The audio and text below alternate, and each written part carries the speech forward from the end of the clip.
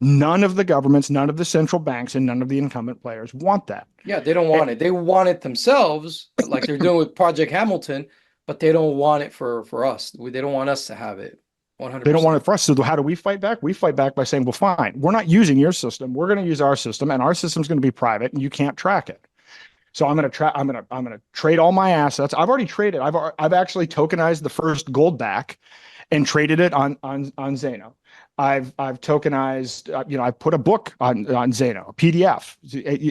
So you can, and I'm going through all of the different use cases just to show people, because they've also built, and it doesn't sound like much, but just for me, who's been working on tokenization, the ability for me to tokenize an asset and to trade it with you wallet to wallet without any exchange or any third party. That's a magical experience in terms of what that opens up for voluntary trade. It's like to me, it was a magical thing.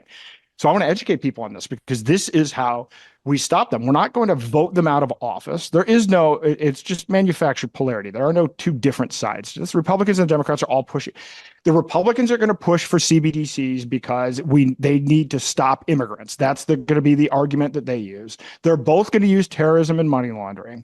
At the end of the day, it's going to be like the CARES Act. We'll get CBDCs on a bipartisan vote. They might not even record the vote. It might even be a voice vote. I have no confidence that there's any differentiation between sides, and it's foolish to think that there is. We just need to opt out.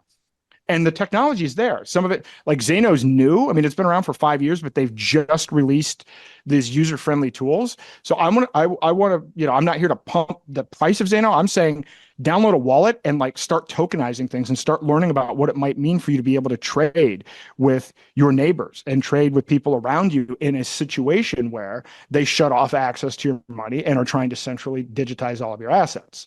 I just want people to start thinking about what that means and what the implications are. And when you do realize the implications, you realize, well, we do have a solution. We do have a way to fight back. We absolutely can win, but there's not a lot of time, and a lot of what we just went over is very complex. We'll have to do 4-hour workshops, right? There's no 10-minute version of what we're talking about.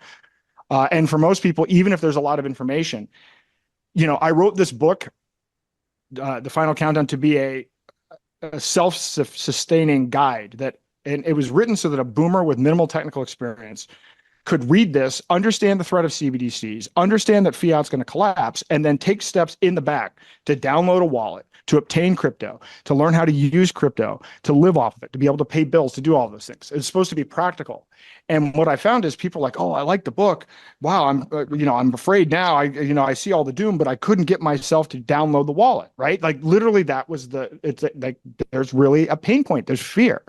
So I'm like, okay, I'll do workshops and then we'll set you up with the wallet while you're there. So you will walk out empowered with the wallet. That's